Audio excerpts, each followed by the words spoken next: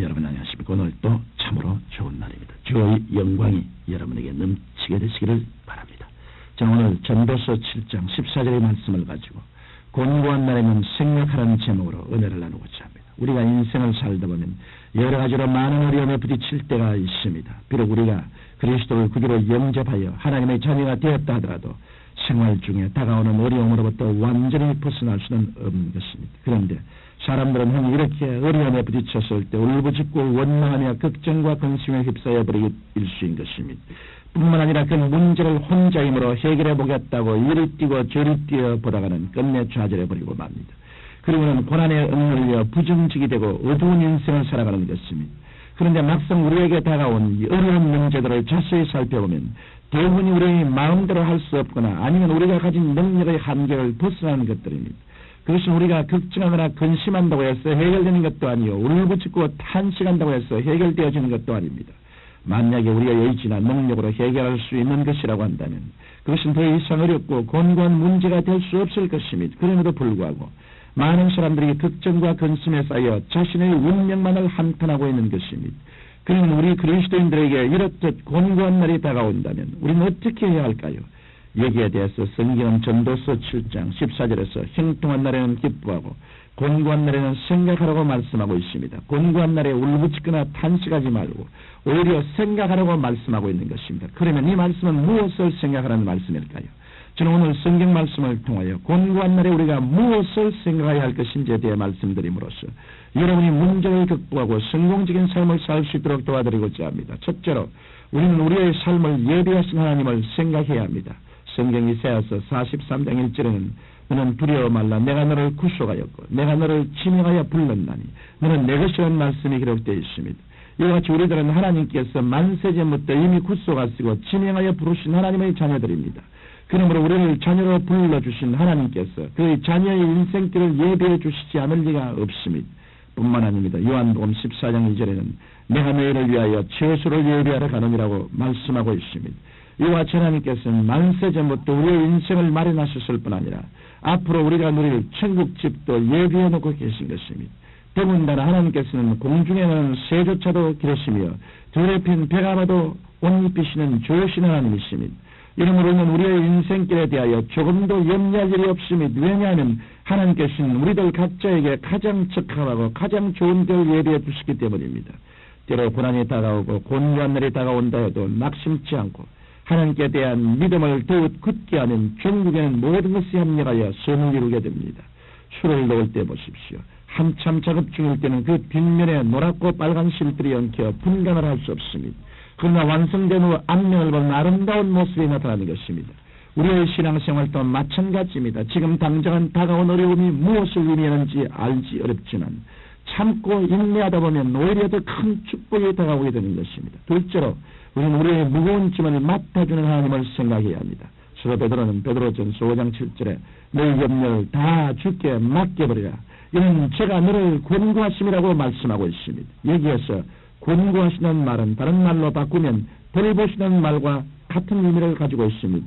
그러므로 우리가 우리의 짐을 주님께 맡겨버릴 때 주님께서 돌보아 주신다는 말입니다. 그러면 주님께서는 어떻게 돌보아 주실까요?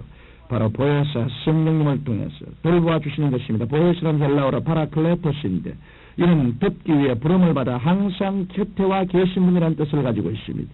오늘날 성령께서는 우리를 돌보아 주시기 위하여 하나님의 부르심을 받고 우리 곁에와 계십니다. 그래서 우리가 무겁고 어려운 짐을 가지고 주님께 나아갈 때 주님께서는 그 모든 짐을 쾌히 맡아주시는 것입니다. 그리고 성령님의 손길을 통해서 상하고 지친 우리의 심령을 치료하시고 위로해 주십니다. 그뿐만 아니라 말할 수 없는 탄식으로 우리를 위해 하나님께 간구하여 주시고 역사해 주시는 것입니다. 그러므로 우리는 대소사를 막론하고 모든 짐을 주님께 맡겨야 합니다. 그렇지 않고 인간의 수단과 방법만 의지하여 내 힘으로 하려다가는 오히려 더 큰 어려움에 빠져들게 됩니다. 그렇게 하다가 고난에 지쳐 신앙도 포기하고 좌절해버리는 그리스도인이 얼마나 많은지 모릅니다.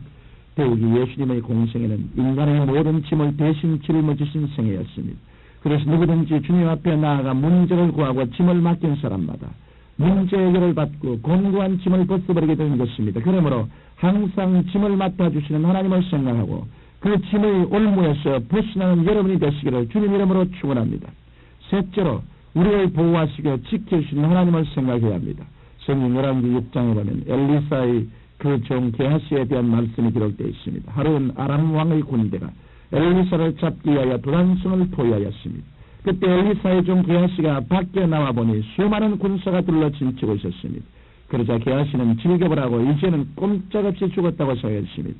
그러면 엘리사에게 달려가서 사실을 고하였습니다. 그러자 엘리사는 하나님께 기도하여 게하시의 영안을 떼게 하였습니다.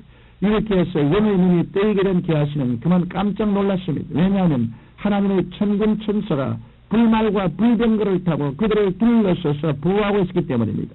이와 같이 하나님께서는 행하시는 자들을 끊임없이 보호하고 계십니다.